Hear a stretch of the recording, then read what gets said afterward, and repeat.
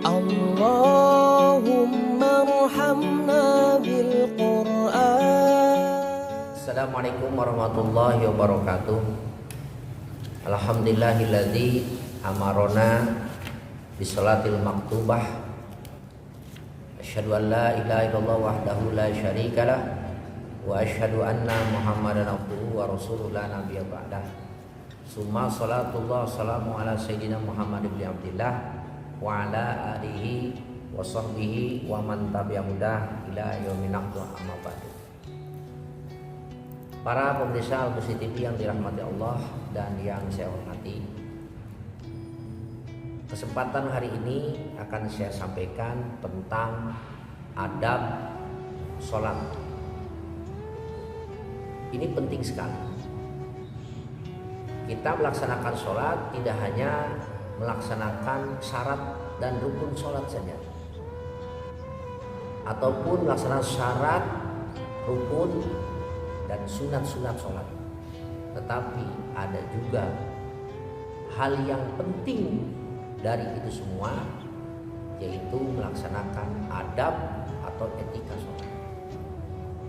Ini perlu kita ketahui supaya sholat kita berbobot, supaya sholat kita menjadi imanuddin tiang nyata, supaya sholat kita menjadi penghapus dosa, supaya sholat kita menjadi amal yang bisa mensukseskan amal-amal yang lain. Apa saja adab dalam sholat? Kurang lebih ada 16 adab sholat. Pertama, al-iqbal ala sholat birogbatin wa mahabbat. Menghadapi sholat dengan penuh cinta, penuh sukacita, penuh gembira. Sehingga ketika terdengar kumandang adzan, kita ucapkan alhamdulillah, sudah saatnya lagi menghadap kepada Allah. Itu yang harus kita perlihatkan, bukan malah sebaliknya menggerutu ya ketika terdengar kumandang adzan. Yang kedua, tahsinul hayat qabla duhul, membaguskan penampilan ya. Penampilan di sini pakaian yang kita gunakan, dari mulai baju, pakailah baju yang berlengan panjang ya, polos, syukur-syukur berwarna putih. Begitupun dengan sarungnya. Menggunakan minyak wangi. Supaya apa? Supaya orang yang di samping kita ya, di depan belakang kita nyaman dengan keberadaan kita. Nah, ini sebagaimana firman Allah, ya ayuhan bani, ya bani Adam khudzu zinatakum inda kulli masjid. Wahai anak Adam, ambillah pakaian kalian ketika kalian akan melaksanakan sholat. Yang ketiga, qadaul hawaijil hammah, memenuhi kebutuhan yang penting dan darurat sebelum melaksanakan sholat, supaya hati bisa konsentrasi dalam sholat. Misalnya kalau kita lapar, makan dulu. Kalau kita haus, minum dulu. Kalau kita mau buang hajat dulu. Bahkan kalau kita ngantuk, tidur dulu. Jadi tidak sholat dalam keadaan posisi dalam lapar, haus, ngantuk, pengen buang hajat, yang nantinya akan mengakibatkan terganggunya konsentrasi sholat kita. Ada hadis yang diriwayatkan oleh Imam Muslim dari Aisyah radhiyallahu anha, qalat sami'tu Rasulullah sallallahu alaihi wasallam, aku mendengar Rasulullah sallallahu berkata, la sholata bi hadrati ta'am, tidak sempurna sholat di hadapan makanan. Wala huwa yudabul ahbasan, dan tidak sempurna sholat orang yang menahan buang hajat, baik hajat besar maupun kecil. Kemudian yang keempat, lujumus sakinah wal waqar. Tenang ketika kita akan pergi melaksanakan sholat. Jadi jangan terburu-buru.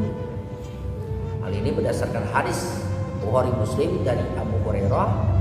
Qala sami'tu Rasulullah sallallahu yaqulu idza uqimatis sholat fala ta'tuha wa antum tas'auna. Jika sudah dikumandangkan adzan ataupun iqamah, gak usah kamu mendatangi sholat dalam keadaan kamu lari kecil. Wa'tuha wa antum tamsuna wa alaikumus sakinah. Datangilah tempat sholat itu dengan berjalan tenang. Pama adraktum fasulu. Ketika kalian datang ke situ masih ada rakaat, ya, maka kalian bisa mendapatkannya. Wa ma fatakum fatimu. Andai kata datang ke situ ketinggalan rakaat, sempurnakanlah. Betapa bijaknya Nabi kepada kita. Walaupun kita akan melaksanakan kewajiban yang penting, tetapi Nabi pun tidak menghilangkan sisi kemanusiaan dalam ibadah. Yang kelima, ad-duhul bis sholat bitawajjuhil qalbi. Masuk ke dalam sholat dalam keadaan hati fokus kepada Allah.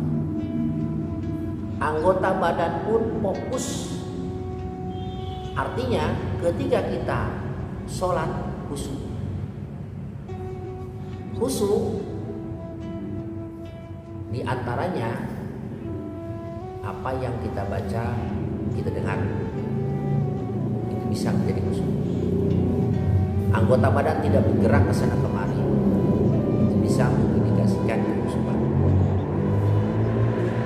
Nah, ini penting sekali karena ada firman Allah, qad aflahal mu'minuna alladzina hum bi sholatihim khashi'un.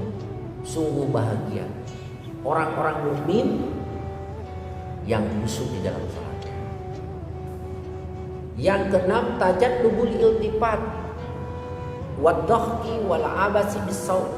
Menjauhi, menoleh ke kiri ke kanan, ke atas ke bawah, ya, menjauhi tersenyum tertawa, menjauhi mempermainkan baju ataupun kedua tangan.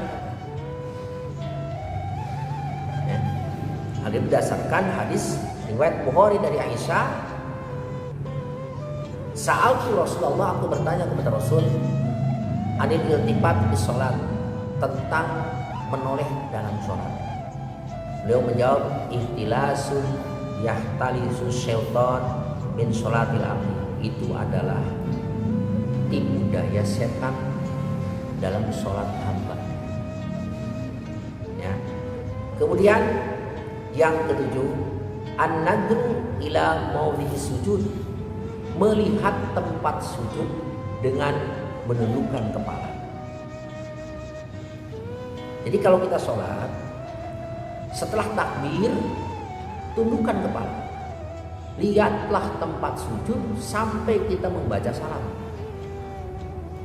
Baru terangkat itu pandangan mata dari tempat sujud ketika kita mengucapkan kalimat asyhadu an la ilaha illallah. Nah, pada saat illallah itulah fokus pandangan mata ke jari yang kita angkat. Itu menurut para ulama seperti itu. Ya, jadi jangan sampai sholat kepala mata ke atas, ya, ke tembok-tembok, ya, ke jendela-jendela, atau orang yang di samping kiri kanan kita. Ini mengesankan tidak khusyuk dalam sholat. Yang kedelapan adalah ta'akkul wa tafakkur wa tadabbur. Mentafakuri, menyimak makna-makna ayat dan zikir-zikir yang ada pada sholat. Nah, ini berarti memberikan pesan kalau kita sholat, cobalah pahami, ya, terjemah, ya, bacaan-bacaan sholat. Allah Subhanahu wa taala menganjurkan kepada kita sholat dengan khusyuk. Salah satu khusyuk adalah memahami makna bacaan dalam sholat. Kemudian yang kesembilan, al-itminanu fi sholat, tumanina, tenang dalam melaksanakan rukun sholat, sunat sholat, baik abad maupun hayat. Jadi jangan sholat terburu-buru, tergopoh-gopoh, ya. Nah, hal ini berdasarkan sabda Nabi, riwayat Muslim dari Utsman bin Affan qala sami'tu Rasulullah SAW yaqulu ma min imri'in muslimin, tidaklah seorang muslim tahduru sholatul maktubah, ya, menghadiri sholat yang 5 waktu dengan cara pertama dia payusimu wudu'ahu, membaguskan wudunya, wa husu'ahu, kemudian sholat dengan khusyuknya, wa ruku'ahu, kemudian juga membaguskan rukunya, illa, kecuali kanat kafaru lima qablahu, maka itu sholat akan menjadi penghapus dosa-dosa kecil yang dilaksanakan. Hadis riwayat Muslim. Yang ke-10, mudafa'atus si'ali wat tasawuf wal atas, menahan, ya, batuk, menguap dan bersin di tengah-tengah sholat sekemampuan mungkin. Jadi kalau kita pengen batuk, tahan kalau bisa. Kalau kita pengen bersin, tahan kalau kita bisa. Kemudian, ya, pada saat sholat pun ketika kita ngantuk, pengen menguap, ditahan. Ya, hal ini berdasarkan hadis riwayat Bukhari dari Abu Hurairah, qala at-tasawuf bis salat minasyaiton, menguap dalam salat itu adalah bagian dari tipu daya setan. Fa idza tasaba ahadukum falyutim masatan, di mana salah seorang kalian akan menguap adalah menyembunyikannya dengan sekemampuan. Hadis riwayat Bukhari. Yang ke-11, al-isra fi adis salat awal waktu, menyegerakan melaksanakan salat di awal waktu, tidak mengakhirkannya dengan bermalas-malasan, apalagi sampai akan habis waktu. Ya. Kita sering mendengar firman Allah, fawailul lil musallin, celakalah orang-orang yang sholat, alladzina hum an sholatihim sahun, mereka yang lalai sholat dari awal waktu, tengah waktu, dan baru akan melaksanakan sholat hampir di akhir waktu. Bahkan sholatnya sebagian rakaat ada di dalam dan di luar waktu.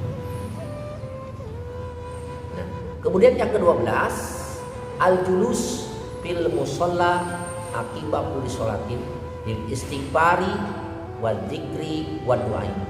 Duduk di tempat sholat setelah sholat untuk beristighfar, zikir, dan berdoa. Jadi jangan sampai sholat tuh assalamualaikum, assalamualaikum langsung keluar. Cobalah duduk sejenak, berzikir dulu, kemudian berdoa. Kenapa? Banyak sekali faedahnya. Di antaranya fadilah zikir setelah sholat. Hadis riwayat Muslim dari Abu Hurairah, an Rasulullah SAW qala man sabbaha lillahi fi duburi kulli sholatin salasa wa salasina, barang siapa yang membaca tasbih setiap melaksanakan sholat 33 kali, wa hamidallaha salasa wa salasina, memuji kepada Allah 33 kali yaitu bacaan alhamdulillah, wa kabbarullah salasa wa salasina, bertakbir, ya, 33 kali yaitu membaca Allahu Akbar, wa qala tamamul mil'ah, dan dia berkata untuk menyempurnakan menjadi 100, la ilaha illallah wahdahu la syarikalah lahul mulku wal hamdu wa huwa ala kulli syai'in qadir. Mughirah qatayah, orang yang membaca itu akan diampuni dosanya, wa in kanat misla jabalil bahri, walaupun dosa itu sebanyak buih di lautan. Itu fadilah zikir. Kemudian fadilah berdoa. Rasulullah bertanya, ayat doai asma'u, doa apa yang paling diijabah? Atau kapan berdoa yang tepat untuk segera dijabah?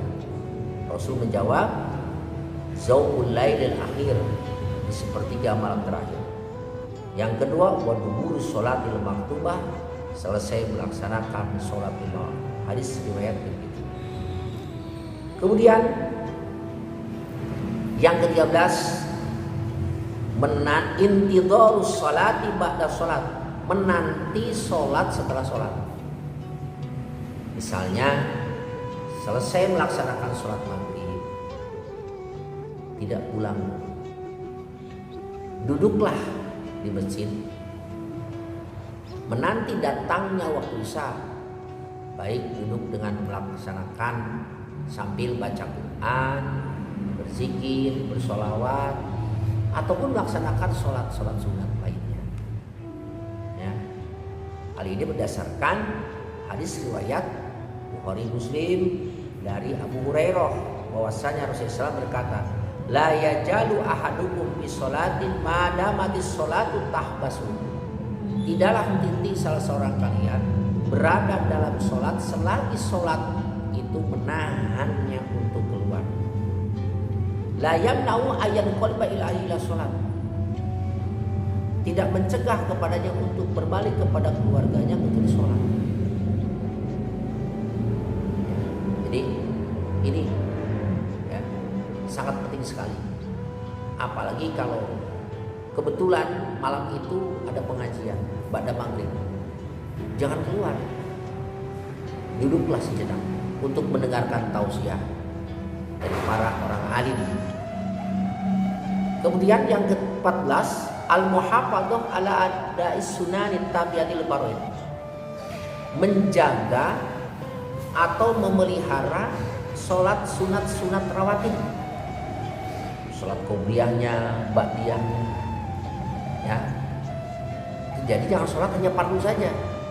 Kata Imam Ghazali dalam kitab Hidayatul Hidayah, kalau orang melaksanakan fardu saja, itu bagaikan pedagang balik modal, beli 1.000 dijual 1.000, gak untung gak rugi. Begitupun dengan orang yang melaksanakan sholat hanya wajib saja, gak untung gak rugi.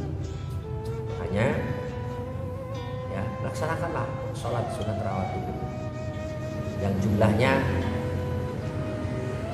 2 rakaat sebelum subuh, 2 rakaat sebelum zuhur, 2 rakaat ba'da zuhur, ya, 2 rakaat setelah maghrib, 2 rakaat setelah isya. Itu yang muakkad. Kalau mau ditambah lagi silakan. 2 rakaat sebelum zuhur, 2 rakaat lagi sebelum zuhur, 4 rakaat sebelum asar, 2 rakaat sebelum maghrib, 2 rakaat sebelum isya. Jumlahnya 22 rakaat. Kemudian yang ke-15, al-muhafadzah ala sholat ma'al jamaah fi aqrabi masjid. Menjaga sholat dengan senantiasa berjamaah.